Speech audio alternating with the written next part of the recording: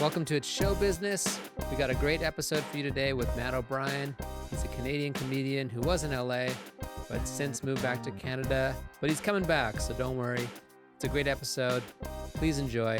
Thank you so much. Oh, just dandy. Finally getting a friggin' haircut in 2 days. Jesus. Wow, I just got mine cut and I was looking like you. Yeah, it's nuts. It kind of feels good though. Doesn't it feel good to be kind of unruly and against the grain? A little bit. I feel like a hippie. Yeah, I smell worse. I look worse. But man, But you're getting down laid. with. Yeah, I'm getting laid and down with the government, man. Yeah. It's like the old days. And you fled America like a good hippie to Canada. Exactly. I'm draft dodging, even though there's no draft. So Yet. Yet, exactly. Who the hell knows what's going to happen in 2 days? What was it like fleeing Canada?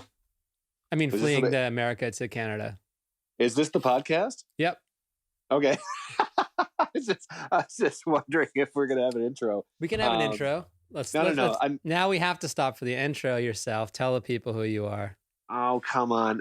Hey, I'm Matt O'Brien. I'm 6'3". I am 190 pounds now, and I'm willing to shave. Are you willing to turn your camera sideways? Oh, I'm on my phone or on my computer. How's there you that? go. Perfect. Now There you go. Now we can take it from the top.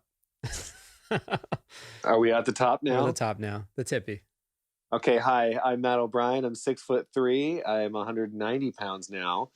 Was 180 at the beginning of all this. I'm willing to shave. I have manicured hands. I can speak some French, and I'm available for bookings. How much French? Like, can we have a conversation? No, but if I look at a sign in Quebec, I can know what it is. Because English is next to it, or? Exactly. The English is in brackets, and I understand both, kind of. No, but they don't actually put English on the signs in Quebec, right? It's French only? Absolutely. But I can butcher the names of streets in Montreal and anger Uber drivers. That's what I do. That's a good... Yeah. Rue de Neige de Bolsenensen. And I get so That's many... pretty good. Yeah. Your it's accent's rude. not bad. It's comme ci, comme ça, you know? That's what, growing up in Ontario, you're so close to it all the French. Yeah, kind of, but also not really. Like I remember being really good in French in school because it's like taught up here, right? Yeah. And I remember while I was in school, I was like, man, I'm pretty good at French. Like I think I got this. And then the second I graduated high school, I was like, it's all gone. Yeah. It's all completely gone because I don't use it in regular life.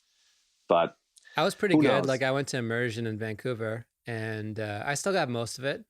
Like if it comes back quick, like when I went to Montreal a couple years ago, it was coming back. It was there. Yeah, it's not a terribly hard language to learn. I mean, it's similar to. It's really funny when like French people throw English words in there, like you'll hear them talk, hear them talking, or they throw like English names. They'll be like, "Oh, Dan Aykroyd," and you're like, you're talking about Ghostbusters, I bet. Right. Yeah, it's my kids are both in French school here in LA, and through them I'm able to like be like, oh, I remember this. I remember conjugating verbs, and their teachers talk to me in French, and I can still like fully listen and participate. I'm so thinking in English now. Like everything I do is like I think about the words and then translate it. But I could read a French book if I had to. Jeez, that's intense. I mean, it's funny moving to LA. When I told people I can kind of understand French, it was just so foreign to them, like so blowing them away. They're like, "What even is French?" Like that's something just Americans make fun of. They didn't think it was a real thing. Totally. Well, you escaped America to Canada. What was the thought process there? Because of the people I know, you're one of the first. It was like one guy died and you're like, we're in the car, we're leaving, that's it. Exactly. I'm the quiet religious guy that freaks out in every action movie. I'm just always the first one to dive out the window. But they do the prologue with you because you're the only one left. So they have to like... Exactly. Yeah. I'm definitely the guy that freaks out. But it's, at first when it all started, my wife and I were like, you know what, we're going to ride this out. We'll be fine. And then we woke up one morning and we found a bunch of mold in our bedroom because there was like condensation on the wall and there was mold like all over our headboard and stuff. And then our landlord's like, yeah, we got to come in and do repairs and all this stuff. And we're like, wow, we can't even quarantine in our quarantine place. And then we just kind of like looked around and like, we live right in Hollywood, and we're like, it's shitty on a good day in that neighborhood. And we saw the de-escalation of how things were going. And I even said, I looked at my wife, I'm like, I think eventually the military is probably going to be called to this town. Like, I have a feeling. And then when it actually happened, I was like sad, but also like, I'm a prophet. I knew it. I sensed where this city was going. So, yeah. And then we drove 45 hours to Ottawa, just a quick drive. Yeah. Up to Ottawa. And we've been here ever since. It's funny because like I always think about driving up to Vancouver. I'm like, but I feel like I missed the boat. Like the time to have done it is March. Now I feel like even though it's really bad here, it's going to come out of it. Like New York was bad and then they got out of it. We can't possibly be like this forever. It doesn't make sense. Yeah, it doesn't, but I mean, we could, I don't know, but. Yeah, exactly. And no one actually knows anything. And that's what scared me the most about being down there is I'm like, I'm a green card holder. I can't vote for anything. So I have no say in anything. I don't really want to be the guinea pig for this country figuring it out. So I was like, I'd rather be a guinea pig for Canada where I actually have healthcare. And if they mess up, then, it's not going to cost me an arm and a dick. So. Mm-hmm. Well, at least you have a green card, so you don't have to worry about coming back and getting the whole visa thing and all over again. Yeah, we're keeping that intact. Yeah, so yeah. It's like if it's really fun. It's like all of my American friends look at me like that. They're like, "Oh, you could just have a free pass just to be like, oh, I don't want to. I'll sit this year out. Yeah, and I'll come back when you guys got to figure it out." Totally. I do feel that like everyone in Canada is like really like feeling themselves a little bit. Like this is our time. Like we're better than America. Like. Everyone texts me, oh, it's so good up here. There's no virus. Do you feel it's that way? I mean, I don't want to be cocky about it, but there are people like you do. It's it's not perfect. And I think what it's still up here and we still have cases. It's just nowhere near what America is. But most people I know up here are like cautiously happy about it. Right. Like, I think we do see what's happening in America and we're like, yes, we're doing good, but let's not fuck it up because we don't want to be the I told you so kind of people. So it's like literally like for the most part, everyone's still following the rule. Like there's small towns we've driven through where like the population's like 800 and everyone's wearing masks. Wow. And you're like, there's no way it's even close to being diagnosed here, but people are still masked up. Yeah.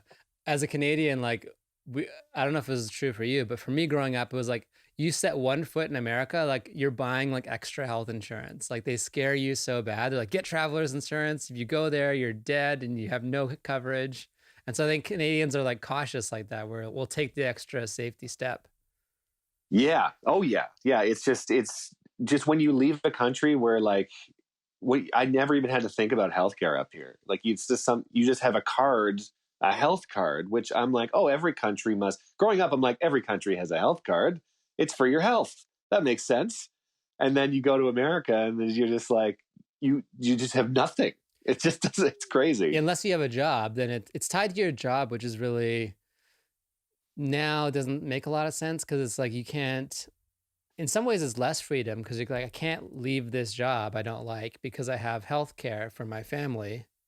So it kind of puts you in these weird situations. But you do get a health card, right, after you have a job, but it's tied to private insurance, which, it's just different is the best way I could say it. Oh yeah. When you're a self-employed comedian, it's like, you're paying what, $300 to $500 a month. Easy, yeah. And then you look at the fine print and you're like, well, here's a list of hospitals I can't go to if there is an emergency. It's right. Like, you got to go to the right hospital. You got to see the right doctor. You got to get in the right bed. It's just so much shit to think about. It's insane. Yeah. When you're driving around, are people hating on like the California plates or like get out of here, American, or any of that? They are. Yeah, we had our first one and we were pulling out of Costco, and I think I actually even cut somebody off because Yeah. it was like a 4-way stop, and I was like, no one's doing anything, I'll just go. And then some guy laid on the horn, and he's like, go back to the States, you piece of shit, get out of here. And then like other people started chiming in too, and Yeah. I'm like, oh no. And like, Hey, if I've you been, say "oh no" like that in front of them, they're like, "All right, sorry, my bad." yes, oh no, I'm from here, help. And I was sitting out front of the house, and my car was parked there with the California plates. And I saw this older couple walking, and they looked at the plates, and they both stared at the plates like they were going to do something different. Mm-hmm. And they were like, I heard the wife go, California? Who the hell is this? And the husband's like, don't get any closer, honey. Like, just like the car is contaminated. So we've been driving. I've been driving my father-in-law's car around because it's got Ontario plates just to To avoid. blend in. Well, were they private investigators from the 30s? I don't know. Yeah, the voice you who's did. this? Yeah, get the gumshoe on it and figure out who this is. But I've seen other plates like driving from LA to Canada. Yeah. It was all California plates. Like it was like this convoy of people that were clearly escaping the country. Mm-hmm. And like I'd see them at gas stations in like Arizona and then like St. Louis and be like, hey, like I know you from the road, like California. Right. And it was just so funny. And there is some weird plates up here. You see like a lot of New York and if I was from here, I'd be yelling stuff too. I'd be like, get the hell out of here. Like, yeah. like not knowing the full story. Right. But you forget you have the plates. They're like, get out of here, American. You're like, yeah, get him. Yeah. Well, where is he? Where is this piece of shit? But we're taking other cars around just because I also got new tires too. And I'm like, I can't have these tires slashed. Yeah. You think it would come to that? Like you'd have to really do something bad. Somebody I know has New Jersey plates and they've gotten coffees thrown at their car. What? Like full Tim Hortons coffees. Like parked or while they're driving? While they're driving. Like they see them at an intersection and just a big coffee on the windshield. So it's like, I don't want to witness an escalation of where it could possibly go. I'd rather just play it safe. This is like the most violent thing I've ever heard about Canadians is throwing a Tim Hortons coffee. Yeah. It's the worst thing you can do. It's actually how we invade countries. It's Yeah, I'm waiting for Timbits in the old tailpipe there, just in case. Oh yeah, that's a good one. Don't put that out there. Timbits in the tailpipe. Have you done that before? No, I haven't, but I mean, it would be fun. I would be curious to see if it would shoot out. I got time up here. I could try it out. Yeah, it's like the Beverly Hills Cop when they put that banana in the tailpipe. Yes. That's the Canadian. I'm going to do a Canadian reboot of Beverly Hills Cop. It's going to be called Cornwall Police. Yeah, and it's going to take place in Cornwall, and there's going to be Timbits in the tailpipe. Cornwall's a good name. It seems like something's up in Cornwall. There's definitely some stuff going. That's like a punchline city in parts of Ontario. You're like, oh, at least you're not from Cornwall. Yeah, like, okay, never been, but assume it sounds pretty shitty. I went to I did that club in Victoria, Hecklers, and nothing killed like local Canada humor. Like the guy went on before me. He's like, yeah, those guys up the road and whatever. And they're like, yeah, fuck them. That's like all they had to say. And they just destroyed. It was amazing. I'm like, I don't know any of these places. The funniest part about playing Vancouver or British Columbia is when you're playing one of those shitty towns and you can't use a shitty town. Like I was in Abbotsford. Yeah. Which is like known to be pretty shitty. That's where Chad Kroeger and lives. Like oh my God, it's a terrible, terrible town. And somebody referenced another shitty town, and you felt the audience go, "Oh no, they're like us. They're also shitty. Too like close. Don't make fun of them. That's bad. Yeah, too close." Yeah. I remember one thing in Vancouver too is like, I would get introduced as from LA, but then if in my bit I said I was from Vancouver, they were kind of like, "Aw." Like I was kind of like exciting because I was from out of town. Yeah. But then if once I was from the town again, it was less exciting. That made sense? Yeah. Oh yeah. Yeah. I actually did an outdoor show in Toronto a couple days ago. It was like this like back patio kind of thing. And the host introduced me from LA, and the audience kind of started I heard like a grumble, like they were like, oh, well, and the second I went out on stage, I was like, I quarantined. I swear, I'm fine. Yeah. Like I didn't just come right here. Yeah. So it's like still like it's funny when people hear that you're from the States right now. It's just such a like not exciting. It's a scary thing to be from the States right now. Yeah, you should just interrupt them. Oh, Canada, I'm from here. Canada. Yeah, just say here. Yeah. What do you want me to say when I bring you up? I'm Canadian.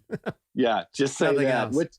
Which when I moved to LA, like I remember that was my intro everywhere. And I would even request it. I'm like, tell them I'm from Canada. Like that's like I thought that would be exciting down there, and no one really gave a shit. So right, like another Canadian here to steal our jobs. Yeah, exactly. There was even one booker that I was trying to get on a show, and he's like, you're going to send me a clip? And I'm like, yeah, I'll send you a clip. He's like, let me guess. It's going to be at this big, beautiful theater at Just for Laughs. And I'm like, well, that's the clip I have. Yeah. And he's like, yeah, every Canadian has these like amazing clips. He's like, I don't care about those clips. I don't care how big the theater was. And I was like, well, it's a nice clip. You're like, I don't know what to tell you. I also did well. I mean, yeah, he was like guilting me for having like a big gala clip from Just for Laughs. I'm like, just because you haven't done it, like, don't. Yeah, that's funny. You're not the first person to say that. I've heard that before. A booker's kind of hating on those clips. Yeah, it's just like, I don't know who you are, and I don't know how you got this, and I don't care. It's just very like bitter. Yeah. Well, do you feel that Canadians have an advantage to getting those spots at JFL? I think so, a little bit. I mean, just in proximity, like we're just obviously closer to it. And then also the booker for JFL Canada is different than the one in the States. Mm-hmm. So it's easier to get a good relationship with these people up here than it is down there. Like the process down there sounds insane. Like just talking to people being like, oh, I have a showcase for new faces, and then I got a call back, and then I have to go to another callback. And it's just like, whereas in Canada, it's like, oh, I showcase once a year, and then I find out if I get it in, April, March, whatever. Oh, I actually didn't know that's how it worked up there. For the most part, yeah. And unless you're sending like a clip over, but the whole American process of like auditioning and then getting a call back and all that is just so crazy to me. Do you think so? Or is it set up as there's like this many slots for Canadians or this many slots for Americans, or it's just whoever's the best? I don't know specifically. I have a feeling because they're a Canadian festival, they have to use a certain amount of Canadian talent to like keep their government funding or something. I don't know specifically, but that's kind of what it feels like. But also, I think they do genuinely want to showcase Canadian acts. Right. Because, we don't have that much. Like JFL is the biggest thing that we have. So, oh right, and there is the Canadian specific showcase as well too. Yeah, there is the homegrown Canadian, Canadian homegrown, which has gotten so much better over the years, showcasing Canadians and stuff like that. And it's I don't know if they have a specific quota, but my vibe is I hope they just genuinely enjoy putting Canadians up. Yeah, I'm sure they're still picking the best of the best and making room for some Canadians, because that's how Canadian radio works in music. Like they have to have this many slots for Canadians, this many slots for Americans. And if you're someone like Drake, who's basically internationally is basically an American artist, you also get a Canadian spot. Yeah. So I don't know. Could be all logistics. Who knows? Totally. And you were got a pretty big deal award in Canada, the SiriusXM Top Comic. Yeah, that was like 10 years ago. Was it that long ago? It was kind of when I first started.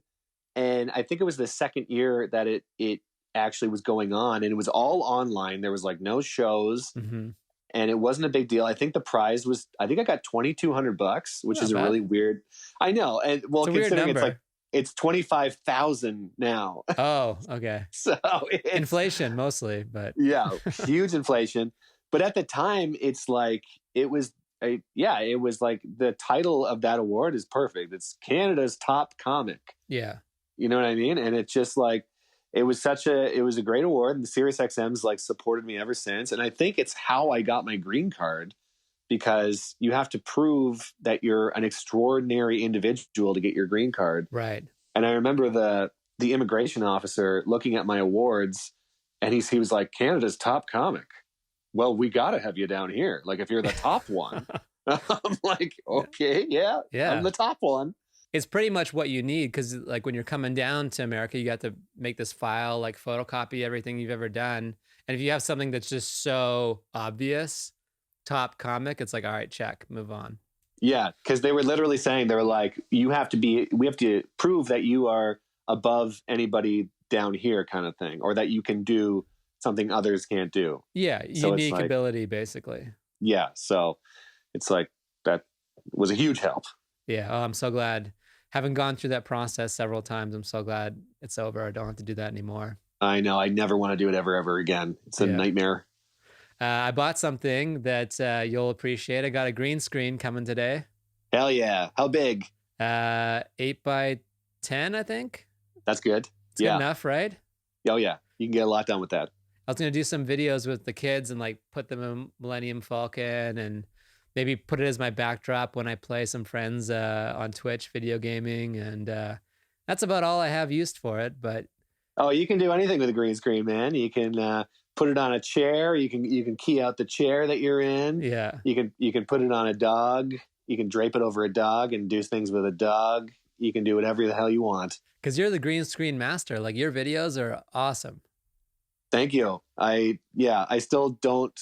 I'm self-taught, and I still feel like they're pretty lo-fi, and I still feel like I'm learning, but I just have so much time that I have no excuse but to not make these stupid videos right now. That's what makes it charming. Like, you're just floating away, like totally cut out, like looks like, you're just like, you're in a hot dog suit, and it all makes it like really fun and exciting. Yeah, that's all I wanted. Especially when this whole pandemic thing kicked in, like, I'd been doing that before. And I remember me and my wife were talking, we're like, even though we're in lockdown, like, not a lot has really changed. Like, we've always just been at home making stupid videos with this green screen. And now we just have no choice but to do it all the time. Yeah, the only thing that's changed is like the nighttime is like the biggest shock. It's like you're not out of the house at night. Like, I'd be home during the day, but the nighttime is like, it really is like, oh, I guess I have to consume or create at home. Those are the two C words I can use. Exactly. Yes. What are like some of the good green screen tips for like a good, first timer? I mean, lighting is always huge. So definitely light. Experiment with lighting, because that is still something I am still trying to perfect. But lighting the green screen as well as yourself, but trying to minimize shadows is a really big thing. Oh. I recently got a light mount for the top of my camera, so it's like a direct light. Yeah, like having a light directly on you, but then a light lighting the green screen. Just investing in lights. Like, I have so many weird little lights that a lot of them I don't use, but just to have a lot of lights available is a big thing. Yeah, I'm a pretty technical guy, and I can figure out most things. And then lighting is the one place where I'm like, I'm just lost. Like, I need someone who is good at lighting to show me like the basics. Cause I have a little, those cell phone lights, with the circle. Yes. So I have that right now behind the camera that's recording, and it's helping, but to do like fancy lighting, like and there's so many options. And sometimes you're like, this light's like $1,000. I'm like, do I need that? Like, there's no like basic 101 lighting, or if there is and someone knows, please let me know. Yeah. I mean, I've gotten some pretty good like studio lighting sets on Amazon. Yeah. Not that I want to promote Amazon all that much, but even if there's like a local, like, I don't know, there's a local AV Amazon store in .ca. your, yeah, one of those. Yeah, exactly. Yeah. Oh, we're getting the. Yeah, I think so. I think they got an office here. Well, I think my internet's fucking up here. Also, you're good on that this lighting's end, bad. Yeah, unless I'm cutting out for you. A little bit, but it's I'm far away from the old router here. Nice. But Canada is the digital ghetto. Like, do they have national roaming yet? Because when I left, they didn't. I don't even know. I'm still using my American SIM card and all that. Let's go with yes. Yeah, but it's honestly, God, the internet speeds and the throttling of internet is so crazy different up here. It sucks compared to America. Really? Like, oh yeah, that's the biggest thing I've noticed is that if you do want Like if I want the speeds I get in my apartment down there, I'd have to pay so much money up here to match it, and I pay barely anything for it. Like it's so weird. It is weird. I remember like when you went from Vancouver to Toronto, your phone was like a foreign phone in Toronto, so you would get like these crazy phone bills. And in the US, like you can go from California to New York, wherever. Oh yeah, I've never experienced that in Canada. Jeez. Maybe it's different for Ontario phones. Maybe. I left in 2003, so it was a while ago. Oh yeah, way different now. That's what I was wondering. I'm like, they have to. You might as well say I left in 1987. Yeah, I'm like, they have to have fixed that by now. Oh yeah, because if not, you're basically stuck. Yeah, no, it's completely different now. But the internet speeds are crazy different. Like that's the biggest thing I miss from being down there.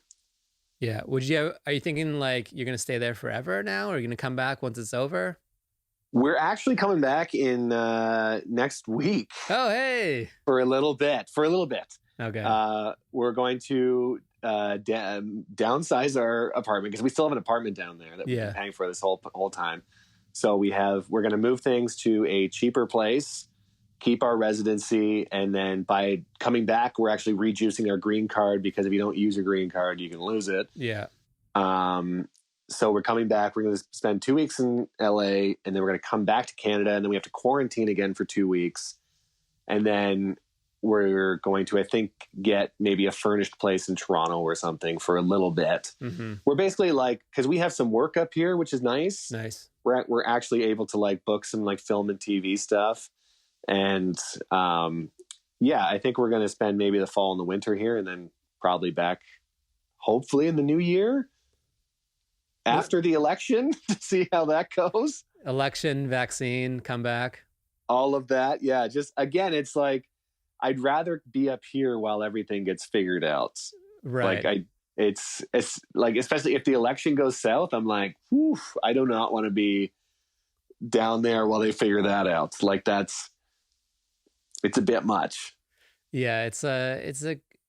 The funniest thing is that like every time it was always good to panic, if it makes sense. They're like, don't wear a mask.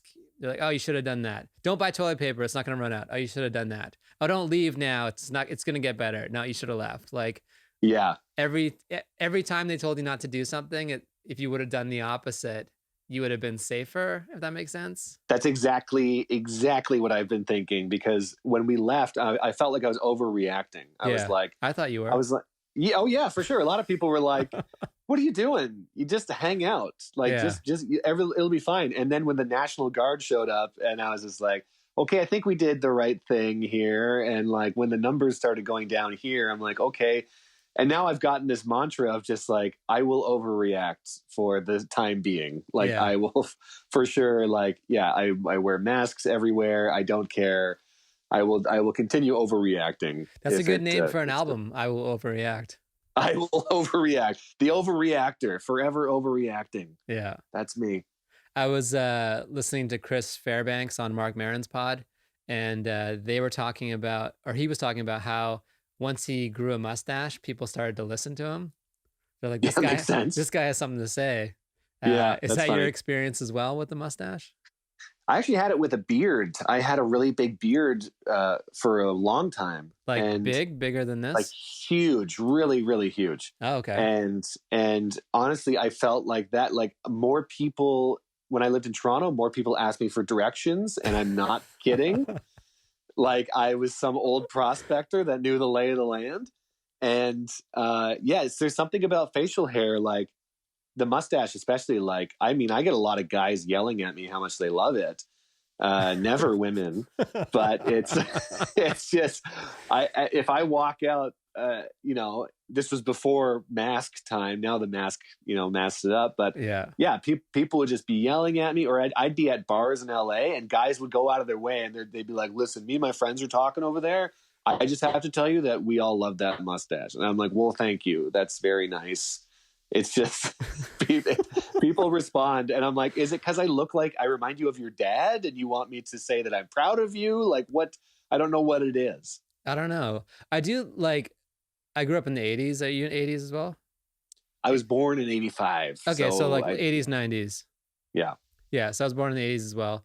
and people who look like 80s, like with the mustache or like 80s style, they look like way older than me in my mind, if that makes sense. Like Oh, people who have sure. that fashion sense, who are the kids older than me, even when people dress like that today, I'm like, I defer to them. I'm like, wait, this guy's like 20. Like, what am I doing? Like, he's just Yeah. dressing like an 80s hipster. Which could have been, maybe that's what happened when I was driving from California to Canada. People from California were like, well, let's just follow that guy. That's why I saw so many California plates. Right. Just follow the mustache back to Canada. Right. You go to Saskatchewan, you're like, damn it, why did we follow this mustache? So being in Canada, do you have comedy goals up there, or is it just pretty chill? You had a funny post that I thought was hilarious. You're like, I've been up here and I'm getting 2 or 3 shows a month, which is pretty much what I was getting in LA during like full on no quarantine. Exactly. Yeah, that's LA can be a weird place trying to get shows and break into the clubs and stuff. Even like for a top comic, like we've hung out at the Improv trying to like make headway there and stuff, and it's a little maze of like nuance, it seems. It's hard. And even like I was doing some shows and I felt like I was getting a little bit of momentum, but right before the pandemic really kicked in, I remember looking at my calendar being like, I have nothing for like March or April. I was talking to my wife. I'm like, I don't know. I just won't email people for a while. I don't know. We'll see what happens. And then this happened. So it was like, when it happened, I'm like, man, I barely lost anything because I just had such a hard time booking shows. But in terms of up here, like I've been doing a little things here and there. I got asked to do a club here in Ottawa because it just opened. Yeah. The Yuck Yucks. Oh, it opened up. Yeah, it opened up. And then Toronto, a lot of the Yuck Yucks just opened up again this weekend. But I'm cautious. Like I'm like, I'll wait a couple weeks to see how it pans out. Like if there is a news story about like huge outbreak in comedy basements, like I don't want to be part of that, you know? So, and also like, it's like the capacity of people's changed, which means the payment has changed. So it's like way less money to perform at these clubs. Right. And it's like, you got to weigh what your risk versus, what it's worth. So I'm actually fine with just waiting it out for a bit. Yeah. And, I'll do some like rinky dink little outdoor shows before the winter kicks in, but I'm nothing major. I'm not worried about it. Yeah. It is the weird thing about LA is like, if you let up off the gas for like a minute booking shows, it's like all of a sudden in 3 months, you have nothing. It's like today you're booking for 3 months from now. Yeah. That's my 3 years in LA. That's the craziest thing. It's like, at least Toronto, you'd get momentum and people would request you for shows and be like, are you in town? I'd like you to have, but it's like, there's too many comics in LA where it's like, if you stop emailing people, like, I'm sure they're like, yeah, don't. We have enough people. Like that was the vibe I got in LA the whole time. It's like, we got enough people. Yeah. Okay. You want something? Wait for it. But there's enough people. Yeah. And there's so many people asking for stuff all the time that if you don't, even if you feel like it's not your vibe, if you don't kind of put yourself in that pool to ask, it's like people just the slots get filled by all the people asking you. Yeah, the squeaky wheels get the oil down there for sure. Yeah, absolutely. But it's I was only somewhat squeaky at certain points. I was bursts of squeaky, but it was hard. It's a hard vibe to get into. Yeah, and you and your wife are a comedy couple. Yeah, we are still a comedy couple. Still. And a lot of the auditions that we're getting up here are for couple acting things because they want people that are like together for scenes. So it's it's like every audition that comes in, it's for both of us. Is it like home auditions like it is in LA where you're taping yourself, or are they doing like you go to the place in Canada? Yeah, everything's been self-tape. And I heard there's some in Toronto that are kind of you go into the studio, but no one's there kind of thing. And everyone's kind of distanced. But everything we've done is complete at-home stuff. Yeah. And you guys started a podcast together? We did, because why the hell not? It's called We're Doing It. And at first it was like us trying to figure out, what people want kind of. Oh, no, it's not called We're Doing It. It's called Is This What You Want? Oh, my God. Cool. Because I have it written down differently. I was like, I guess he changed the name. I was going to get to that. No, that's my wife's old podcast. That's a good husband. You remember everything. It's called It's called, yeah, I plugged her old podcast. It doesn't exist anymore. Yeah. It's called Is This What You Want? Yeah. Wow. And it's literally birthed out of like us trying to figure out. It actually came from us seeing TikTok. And we're like, oh my God, is this what people want? Like these videos are terrible. These are so bad. And then we were like, let's just talk about what we think people want on our podcast. And then, it'll be fine. And people seem to like it. And it's, it's very stupid and very dumb. And we have fun with it. And now TikTok's like vintage, like it's banned basically. So now it's like, it's just like the LPs of the digital world. Well, that's also what I think is interesting about it is TikTok is going to get banned in the States, but it's fine up here. Yeah. So it's like, are TikTokers going to be moving to Canada so they can still TikTok? Like, is that the world we live in right now? That should be Canada's slogan. Move here, TikTok and online poker. Yeah, you can TikTok, you can online poker, and the healthcare, whatever. Yeah. They had this ad for TikTok that had this lady with a British accent because you always feel nice when the British accent comes on. They're like, don't worry, TikTok's not going anywhere. We'll be here for you and the creators. And I was just like, yeah, right. No way. Yeah, I don't know. It's I tried to get into it. I felt I mean, I was on Vine back in the day. I got pretty heavy into Vine, and I liked Vine. Like it had like some art to it, like because of the looping, It did, yeah, and it was like an enjoyable place for a bit, and I got like 50,000 followers out of it, which was nice. And then it got shut down, and none of my followers followed me to Twitter. It was like, and I was just like, what a fucking waste of time. Like what? And then everyone's just like, oh, go on TikTok. I'm like, no, I've been burned by an app already. I'm not going to waste my time. I was going to be on Twitter and that's it. And now you can do your victory lap. You're like, see, I told you. Just had to wait it out. I friggin' told you. Yeah. Even though I can still I can access it in Canada and I still refuse. Yeah. It's, it doesn't feel like linear, or like the algorithm feels weird. It's like sometimes you post something and you'll get a ton of views, sometimes like 0, and you're like, what is going on with the thing? It doesn't seem like Instagram seems like a method to the madness in a way, and so does Twitter. It's like, all right, well, these things are reacting, you can kind of build. TikTok just seems to be random, in my experience. Just the more you read on TikTok, you're like, oh, it's like something with the Chinese government, and you're like, I don't know if these views are real or they're bots, or like, because there's so many people I knew, comedians especially, that are like, holy shit, I'm blowing up on TikTok all of a sudden. It happened in 2 hours and I have 1 million views. And I'm like, I know like a dozen people that have 1 million views, and it's like, it's almost like they're chasing the dragon kind of thing. It's just like, literally. Oh wow. Yeah, literally. Like it just seemed too good to be true. And I'm like, I'm going to sit this one out. I don't know. Also, I hate the name. TikTok sounds so stupid. It's like a Kesha song. So that's the first thing I think of. Exactly. Yeah. But yeah, I think we have the same friends down here who've blown up on TikTok, and it's like, it's admirable. I was like, holy cow, you're really killing the game, And then, some people it translates, some it doesn't. It's hard to know, where your audience will follow you to, what platforms.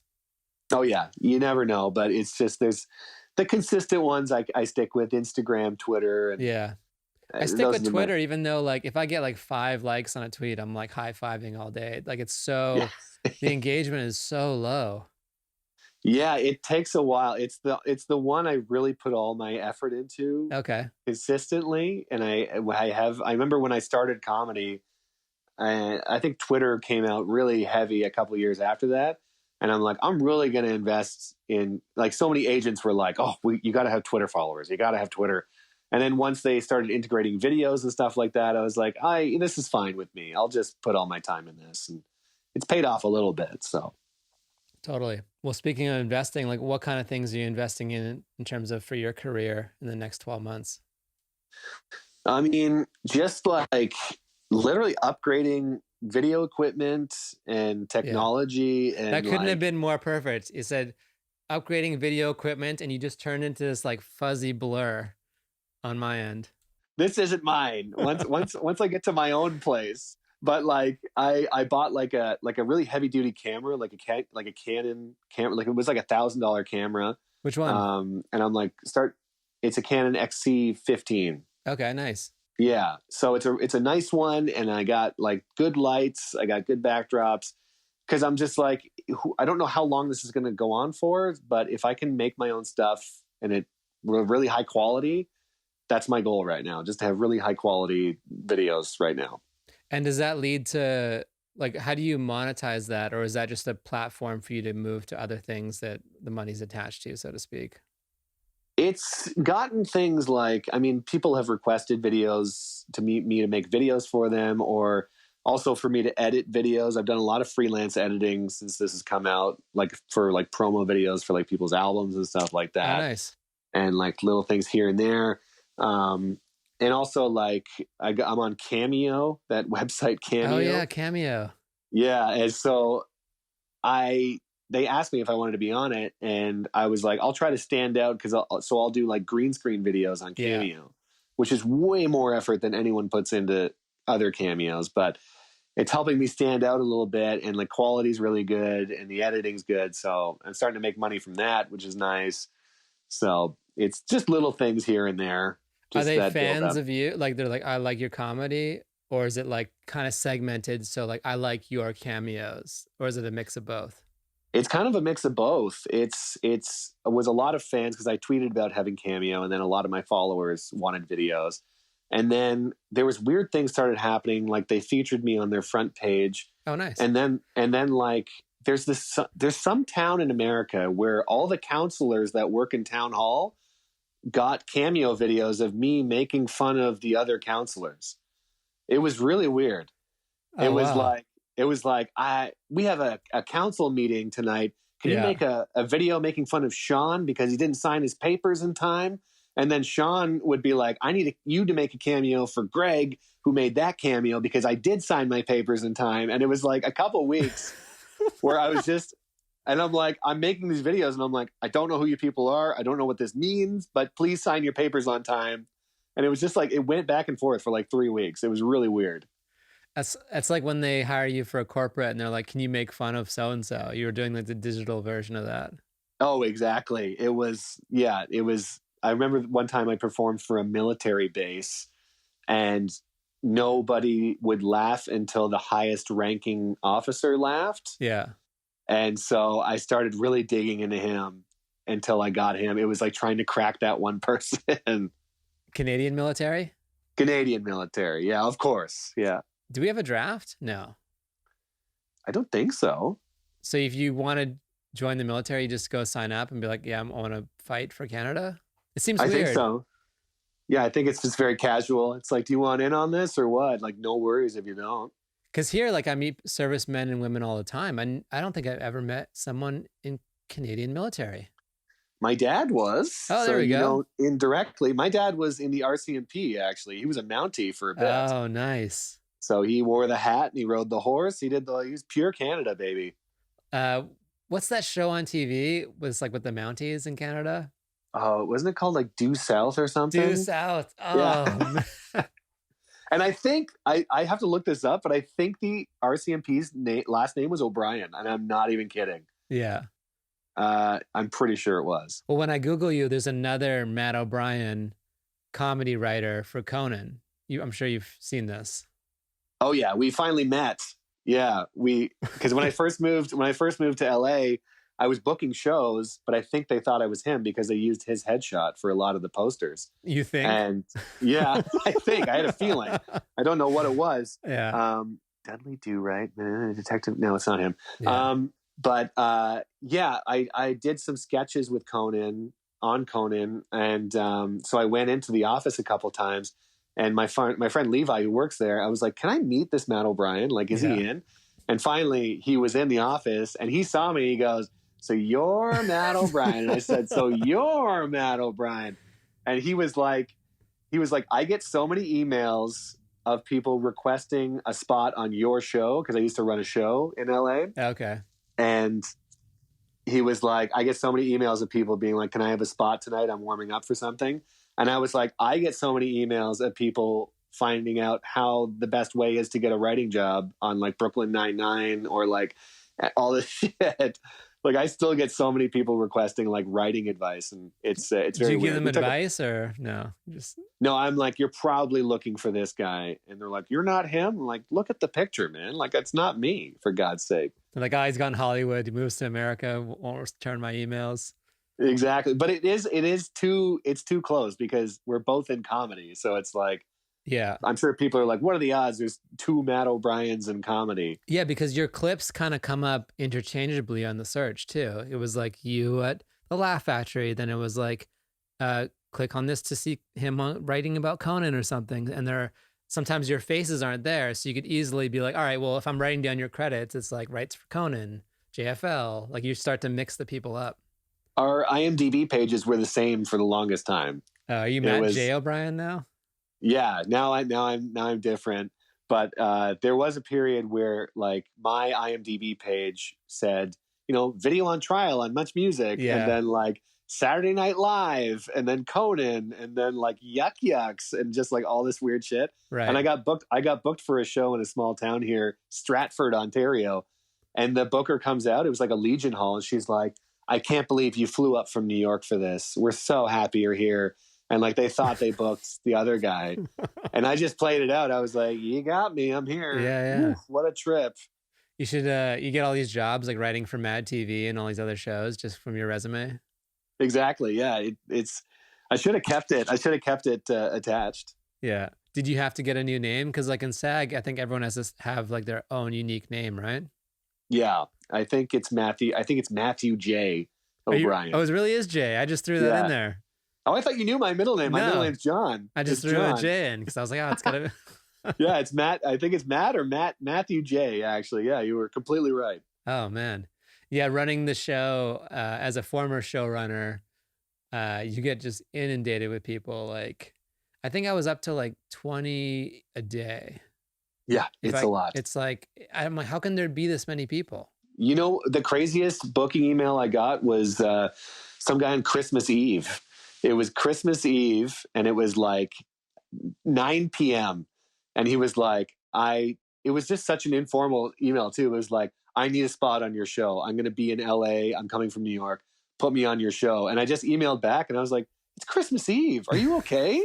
Are you like, just relax for a second, man. Like no one's looking at their emails right now. I mean, I did see it, but yeah, that's a great response. No one's replying on Christmas Eve.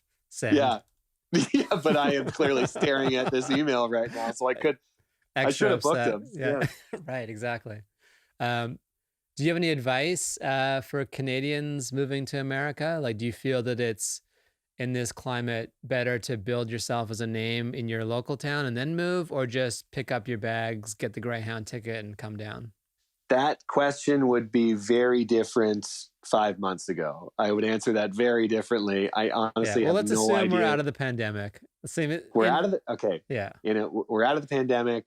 My best advice would be to obviously get the appropriate paperwork, for the love of God. Yeah. I know so many comics that just come down with nothing or the bare minimum. And then they're not able to work at all. So it's just a complete waste of time. Yeah. But, I think advice would be, which a lot of people have told me, check your ego at the door to LA, because when people say you're starting over again, you're starting over again. Yeah. But it's like, luckily you have the experiences. If you have enough experience in Canada, you can expedite that down there. Right. So, yeah, you have to start over, like credit score, like every little thing. They're like, you have to start all over. Yeah. Bring $500 for a secured credit card because you're going to need that. Yeah. Be prepared to pay double deposit on whatever apartment you get. Yeah. It's doable, but be prepared for all of the work involved. Yeah. And try to enjoy it. Like a lot of people don't get to go down there. So it's just my whole attitude when I first moved to LA, I was like, I'm doing it. Yeah.